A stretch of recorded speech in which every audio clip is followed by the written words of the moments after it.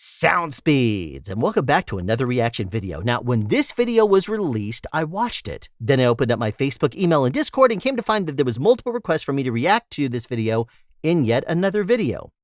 But the timing wasn't good because it was still fresh on my mind. So I decided to let it sit for a little bit and hopefully forget about this video, which of course I've done because my memory is not what it used to be. And I had completely forgotten about it until I received an email about it earlier today.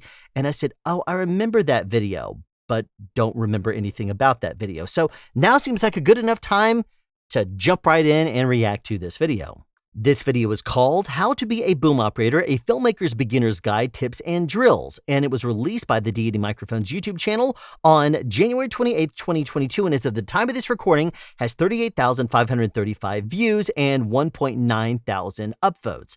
Don't know about the downvotes, though. Deity Microphone's YouTube channel, as of the time of this video, has 61,500 subscribers, more or less. YouTube doesn't tell you the exact number anymore. But I do want to point out one thing.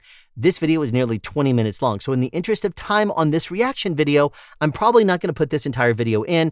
Check out this video in the description below if you'd like to watch the entire thing. Hey Andrew, thanks again for helping out on set tomorrow. Quick change though, instead of sound mixer, we're actually going to need you as boom operator. Sorry for the last minute change, but I'll see you soon. Oh, heaven forbid someone have to be a boom operator on a film set. Today's episode of Sound 101, we're going to learn to be a boom operator. Yes, I can't wait for this one. This is going to be exciting because, look at this intro. Deity really does do a good job with their intros, don't they? Beats the socks off of anything I've released in my over 400 videos, except they don't say sound speeds in theirs, do they? Well, it is safe to say I haven't been on set in a couple of years and I am very rusty. Okay. All right, let me stop this right now. Sarah, a very well-established professional sound mixer out in LA. Now, I'm kind of curious as to why he's in LA. Why didn't he get a boom operator to do this video? Sarah is a pro. I don't recall her being a boom operator, a primary at least. I know she was a utility, but she's been mixing for years and years. I think like 20 years from memory serves. But here's the one thing I will say. In the past few years, there's been some updates to the way that we boom, trying to prevent our bodies from falling apart and killing ourselves. It's definitely different than it was back in the era of film. So I'm wondering, and I'm just trying to go off of memory here. I don't remember exactly what my problems were with this video, but I do remember there was a lot of good information in it, but I think there was also some things that needed to be updated. So that's probably most of what I'm going to be talking about in this video. So I am happy to have Sarah come in and save me. Thank you so much. My pleasure. She's very good So at what she tell the audience does. a little bit about what is your background in booming? Well, I've been doing production sound since 2003. There's a mixer and as a utility, 20 years. But everything I ever worked on as a utility, I was the second boom. Which is booming on what everything. utilities do. They are a second boom operator. Sound mixer will let the boom operator run the set, figure out what's needed for the shot after watching rehearsal, and how it would be best to place microphones to get what we need to in order to get the tracks that we need to for the show. And if the boom operator calls in the utility to second boom, you got to do it. I mean, it could be an aspect ratio thing where it's really, really tight on the top of their headrooms and people are spread to the edge of frame and you need to have two people talking to each other, but you need to have a boom on both of them at the same time. So that might be a circumstance where swinging it would be too much for like a 2.55 to 1 aspect ratio. So it's better to put a microphone on each one of them, and a boom is the obvious choice because a lav is, as I refer to it, an invisible safety net. So the last 3 shows that I worked on was Cameron Crowe's Roadies, Ryan Murphy's Feud, and then Westworld.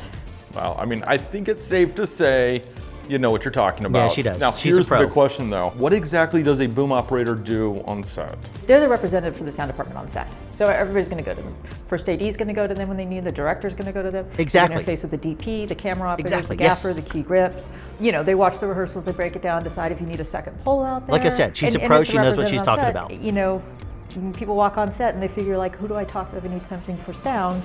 They're either going to go to the boom op or the utility, and then it's going to come back. Usually the boom op because they're on So set. why do we need though a boom operator? I mean, we have lavs. Not that they're not good, but they don't. Especially now, they're getting a lot better. Like the boom. They're not the same. No, they kind of put you right here. Yeah, boom and is that's great when right you're there. in a It's noisy right there on your environment. face and it It's sounds great so when you're good. shooting something super wide, and Especially in the hands of a you skilled can't get a boom technician in that there. knows how to Because at the point end it. of the day, we're all there for performance. The performance is more than just. Oh, real quick. Ken Strain, a very established boom operator, career boom operator, has a wonderful phrase. I'm going to share it with you right now. The lavs capture the dialogue, but the boom captures the performance. the mouth. It is also the hands, the touching, the sound the of the nuances, world. it's everything. It's breathing, it's gasping, it's crying, it's emoting. It's you the know? performance. And then it's also the performance of the dialogue. Well, I think it's very doable. Wait a minute. Was that the team from Titanic? First team from Titanic? That was Kate Winslet and Leonardo DiCaprio. I didn't know they did another movie after Titanic. Now they're screaming at each other. I guess it's because she let him go down to the depths of the ocean. But where do we start? Let's start with the basics. Let's go to square one. Yes, let's get into it. Section 1, holding the boom. I can't wait for this one. So we have our boom poles. How actually should we be holding them so that we don't hurt ourselves? That's the trick right there. How to hold it without hurting yourself. Takes are getting long, and we have to actually hold them over our heads. Sometimes we will hold them in different ways, but there are tricks and tips that we can do to try to minimize the damage off of our bodies when they do have to go overhead, which usually we have to clear something and go over something, but not always. So let's see what she has to say. A really good question, because boom operating can be very rough on the body. So you've got to approach booming with a little bit. See, he's having to hold it up to keep it away from the water. I mean, I can't see what's going on here. Whenever you do a pause of a boom operator, you never can tell what in the world they're doing. They sometimes look like they're cueing at the wrong thing. You're like, what are you booming? There's even a Facebook group called WTF Are You Booming? The thing is, though, a freeze frame doesn't tell you anything about a boom operator, nor does it give you a depth perception. The boom operator could be swinging from one place to another, extending out a pole or what have you. Right now, they're standing in water that's almost waist deep, so he's probably just trying to hold it up and out of the way where no one's going to accidentally nudge him and knock the boom into the water. Plus, it looks like there's a lot of overhead lighting. I mean, just looking at it back here, there is, in the back there, it looks like the lighting kind of is coming from above. I mean, I guess it makes sense because you wouldn't put water or lights inside of water very often, would you? Of self-preservation in mind. If we're talking about, booming a scene, you don't want to throw out all that weight. Every single rod Every now single one is of that. out. That's the heaviest you can boom. Well, not just that. If you extend out the biggest section first at the very, very close end, then you have nowhere to go. You're going to be retracting the pole behind you to extend it out. You want to start with the thinnest section first, get that farthest away from you, and then fish it out that way, extending it out away from you, as opposed to extending it out behind you and then having to reverse direction. So you always start with your lightest. Okay, little things like that. Now, we've always seen the cliche, the guy on, posting up on the Instagram like, I'm a boom operator. Yeah. He puts it straight to the back of his neck. He's going to be killing himself if he does that. What do you think of this? Is this good? I think you're going to have back problems, neck problems, and shoulder problems. Cool She's on right. camera, it looks good. No, but it doesn't. Is not the most efficient way of doing mean, this. Your Don't eyes do it, are Sarah. open. You can Don't encourage hyperextend him. something there, or at least I can with my shoulders. Don't encourage him. And then you're forcing your neck forward. If it feels comfortable to hold in, that's a good position. Mm-hmm. If you start feeling strain, start to think more about how to reposition. And the other thing is, remember, you're a human operating a boom. You're not a C-stand. Okay, so since Good we're advice. essentially putting a sensor on A C-stand. Interestingly enough, they put the boom, after she tells you the proper way to extend the pole, they show a K-Tech boom that has extended the wrong section first. It's kind of funny. Okay, so since we're essentially putting a sensor on a pole, we don't want to pick up the actual vibrations of the pole itself. How do we handle handling noise? Handling noise is basically anything that the boom pole picks up that gets translated. And when you touch it, when you move it, the cable inside, if you've got a coily inside and you do a quick move, sometimes the coily can swing and hit the inside Look of the at those pole. graphics. Good That's job. all handling noise. Handling noise comes from the boom operator or the pole in between the microphone and the transmitter. If you need to, get some gloves and make sure, test out your gloves, see if they're quiet. I have a pair right here. Don't get white gloves. She's right. I didn't. This is the boom operator that wears black. So we're learning so much today. We're getting some of those. Real quick, I don't know what they're talking about there, what advice they're about to give regarding gloves. But here's what I will tell you. I personally prefer black mechanics. That's MECHANIX gloves, 0.5 millimeters. I'll put the link down in the description. The reason I like those is because they're extremely thin, like form-fittingly thin, but they're reinforced right around here. So if you're coiling up an XLR cable or any kind of a cable in general, then it's going to give you a little bit of extra play there. Plus, that little slight bit of extra thickness there is going to help you if you're holding the pole and doing anything like this. It's going to add a little bit more padding exactly where you need it while still being form-fitting. And it's soft leather. It's smooth across the boom. I love that pole. I love the gloves, rather. Deep inside tips. This is why we had Sarah on. Yeah, like I said, she's really good. Everything she said pretty much is spot on. So now that I know how to hold the boom pole, how do I actually point this microphone? Miranda's joined us. She's going to be our actor who is talking to camera. Okay. Well, why don't you drop into where you think you should be? Okay, where I think I should be off to the side from my key light. And I'm gonna drop my pole in, I'm holding it, and I think I'm good, right? That's a good start. Now this pole always needs to be level. So get your Always back level. arm. Yeah, that Okay. you start doing this, that's sloppy booming. Okay. All right. Hold on a Now, second. You just opened a can of worms with me on that one. On that one, and here's why. You call it sloppy booming. Let's actually go back. Let's look through this video so far and see how many boom operators are holding a boom over their head, because that used to be the case. It used to be the case. You'd lock at least the front arm and you'd hold that straight to support yourself. But now you do that and you're going to be killing yourself. That doesn't work anymore. Let's look back and see exactly how many of the boom operators they've shown so far are doing this. All right, not overhead level, not overhead level, not overhead level, not overhead level. It's just overhead, but they're holding it at their waist. See, we talked about this one already. He's holding it over his head to keep it out of the water. So that makes sense. He's doing a demonstration. Of course, it's over his head. Let's see a practical application. Okay, now, same kind of thing. He's not holding it level over his head. He's kind of extending it out from his chest. See, not overhead and straight. This is a Marvel movie, and not level and overhead yet again. This is the reason why we went back to the beginning of this video, because I wanted to show you that in modern day boom operating, you don't do it this way. You don't have to keep it absolutely level just to keep it above and out of frame. There are other ways of doing it, and we have kind of mastered that in today's workflow. I am curious to hear how she justifies this level, because what she's saying right now is old school. It's what you used to have to do, but now modern filmmaking has kind of allowed us to change a little bit so that we're not killing ourselves. Start doing this, that's sloppy booming. Okay. Okay? Now, level. your boom mic, so when you think about sound and what you're doing as a boom operator, speech comes out of your mouth, so you want to have the microphone pointed at the mouth. And think of it as Pointed at the mouth. It's about a foot in front of the mouth. A cone, like an old school megaphone kind of shape, coming out of the mouth and getting larger and larger as it goes. It's a good way to word it, Sarah. You want this to be miking that In front of them. in front of them. Nobody's going to get anything really from behind your head. Okay. All right, so now you're way what do I off say? here. You could give me another length. It would be Give you easier another for you. length. Okay. Now this is pointed. And that's a good point here, because there is no harm in backing it up a little bit. Even if it's an extra a segment extended out behind you or part of one, it's better to have that for leverage. You don't have to go all the way to the end of the boom pole. It's going to be a lot easier if you have a little bit more, because the distance between here and here, try to hold up an entire boom versus here and here, it's going to actually give you a little bit more play, and it's going to be better for the word again, leverage. Out the window at this Yeah, point. So it's nowhere bring close. this down. Okay. And let's orient it.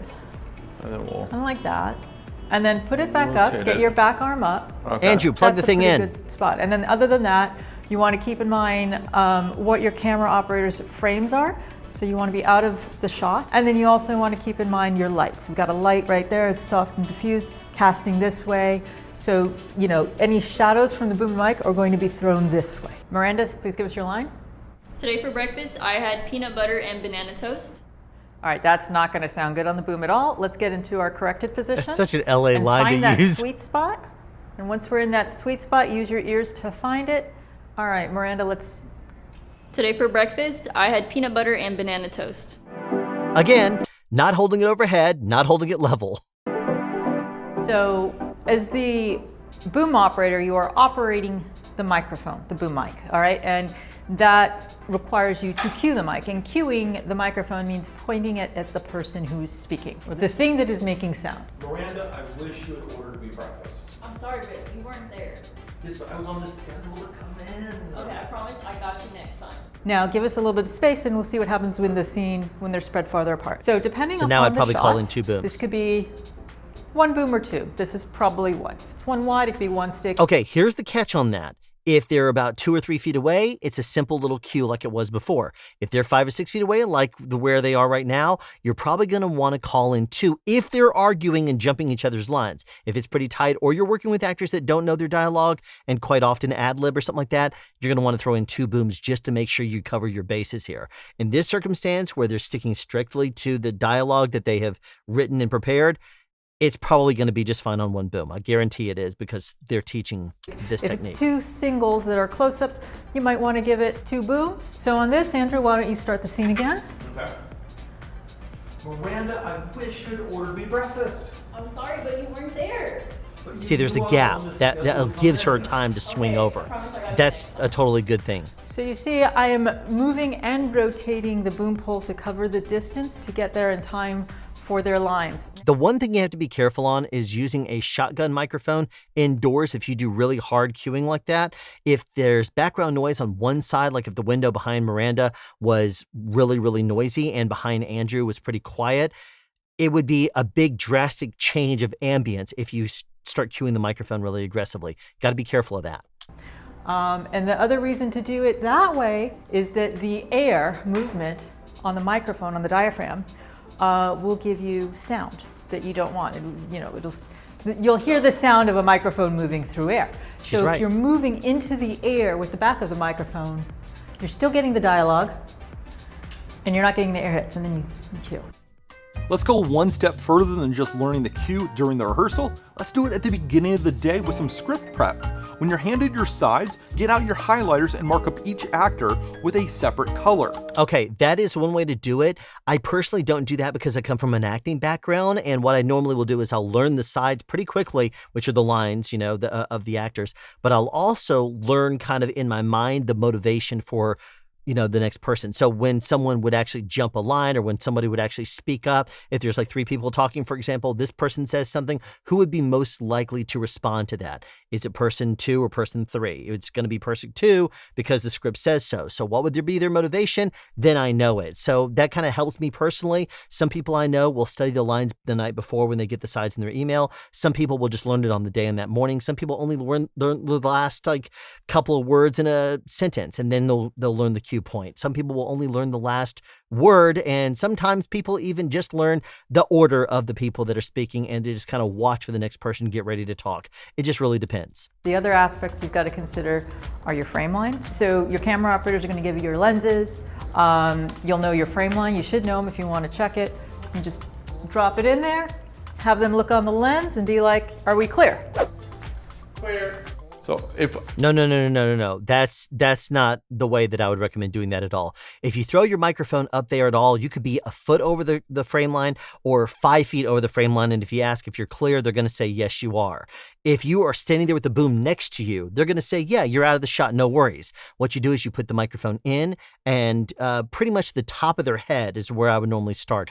And then you basically want them to talk you out of it. You slowly start raising it up if you're asking for a frame line, and they'll say, nope, higher, higher, higher. That's your line. You don't start out and work your way down, because they'll say, oh yeah, you're fine right there. And then they'll go on to do whatever they're doing. Start on the aggressive side and let them talk you out of it. it's all black though, and let's say it's black up It's here. black. How do we know though we actually did?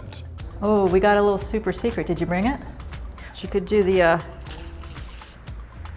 Tiniest of slivers. usually you get the smaller bit, and you can just do that around, and sometimes in a really dark set, but the camera operator can see that, catches the eye a little bit better. They can be like, oh, you're close, but you're safe. Okay, there's the one thing about that. If you use too big of a piece of tape, it's going to perhaps change the shape of the sound, change the acoustics of your microphone. You don't want to do that.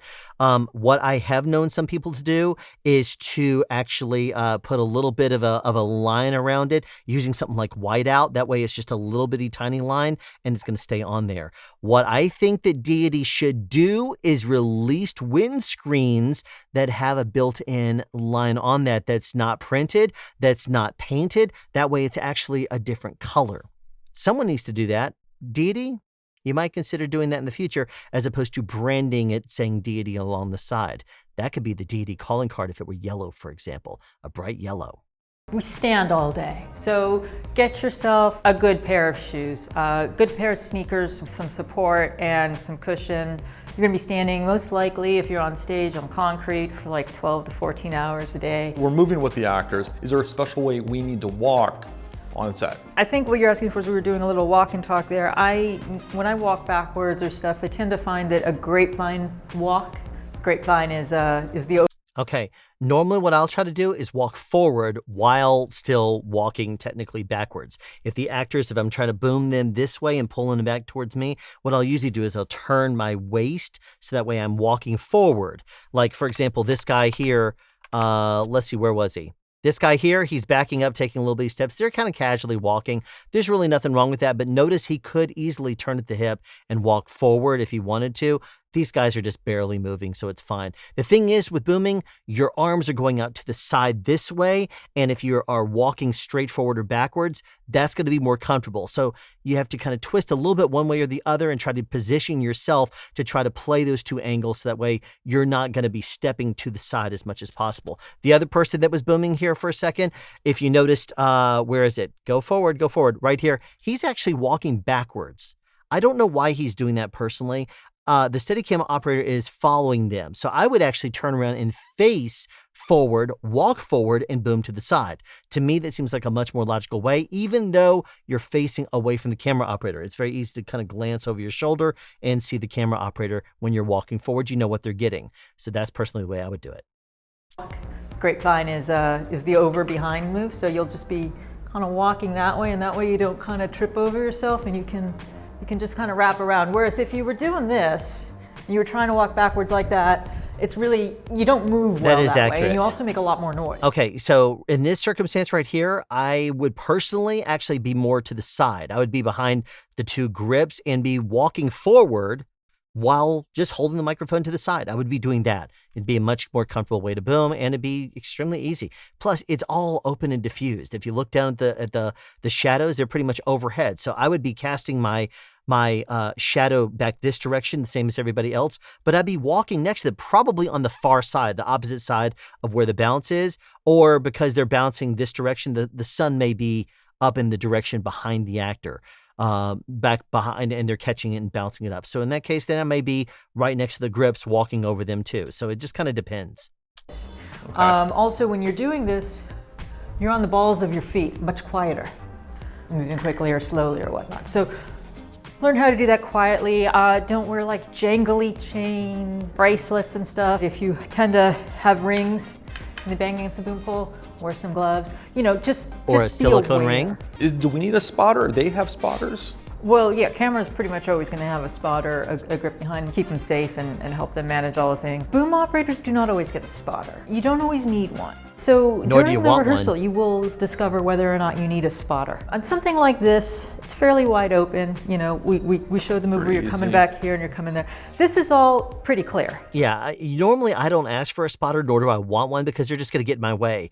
If the actor moves someplace, the camera decides to change things up on the fly, the spotter may go one way and I may want to go a different way because on the fly I need to move that way.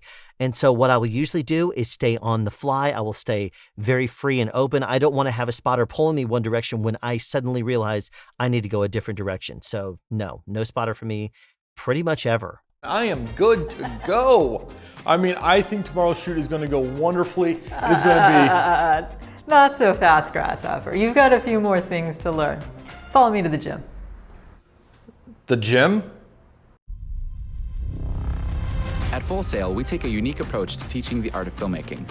Our students work on projects designed around the industry. You're throwing me a Full Sail ad? Executing a production and handling. So Andrew, we talked about sound coming out of the mouth, getting the microphone in the right position on cueing. This is a great visual aid to help you get this in your physical memory. We put a little flashlight on here, and you can get a visual sense. You want to have it on the mouth. Okay, this is actually something I do. I put it without the microphone on there at all. I just put the microphone like a mag light directly inside of a shock mount, and because basically the pattern of it will pretty much match the pattern of a pencil condenser. It'll be stronger, and the light will be stronger more toward the center, and it'll start to dissipate more toward the outsides, and that gives you an idea also the farther you go away, the less light there will be on there too. You can put a couple of little bitty diffusion filters or something like that on there if you want to. You can put gel on there if you want to knock it down a little bit. But as a general rule, that will show you where it is. Now, normally you don't need it from this close. You would do that if you were practicing more far away. Usually you're going to have depth perception issues if you wear glasses, and that's a great way to retrain yourself when you suddenly get glasses or you change up your prescription if you feel like you're starting to short somebody or shoot over the top of their head or something like that. Personally, I always boom wearing contact lenses, and so depth perception isn't nearly as big of an issue for me. As you come out, and you always want to keep that there. So, because if he starts talking in that direction, you need to be there with the boom. So yeah, that is the pickup pattern of this microphone in length. So I'm going to walk around here. I've got my fingers, and I want you to have the boom follow right overhead. And yeah, that's a good way to visualize it real. I've never done the fingers. I've always just said aim for the nose, but make sure you don't get behind someone's head. So I've always just said follow the nose, wherever the nose points, and to stay in front of them. But that's a really good approach too, by just doing this and saying, follow that around. You could talk and hear it actively in real time. So that does make sense. Dividends if you do that enough. Practice your cueing and mic my palm. Ready? Okay. And be prepared, actors. I know there's a script, but sometimes they ad-lib. Oh yeah, they do. Okay. That's good. Yep. Another thing to keep in mind is that they might not be the same volume, so you may have someone that's a little bit louder than the other. If that's the case, try to hover more over the person who's quieter. That way you're a little closer to them. Spread on your pickup to cue when they start talking at the same time. I can see where memorizing your sides and watching the rehearsal definitely come in handy with the cueing, because it's a lot of work. It's a lot of work. Well, I think I am finally ready for tomorrow. I want to thank you, Sarah, for stopping by and giving me this I don't think you're ready for tomorrow if you're this tired. You got it, man. Any way that I can help, I'm always happy to. And like I said, Sarah's a pro. She knows what she's talking about. I think that this video is very effective. There's only a few little tweaks that I would say, and most of that's just comes from basically being a boom operator full-time in the current years and the current time frame with the current filmmaking style. I mean, nothing she said is wrong. It's just there's updates that are going to be more useful to a boom operator to not hurt themselves. That's really it. Thank you for tuning in to this episode of Sound Speeds. Be sure to tune in the future for more deep dives, reaction videos, and of course, as always, sound advice. Have a question you'd like answered or want to add something? Be sure to write it in the comment section down below. You can also make a suggestion for future topics of discussion. Again, comment section down below, or you can email me at soundspeeds@yahoo.com. Be sure to subscribe and turn on notifications so you won't miss out on future sound advice.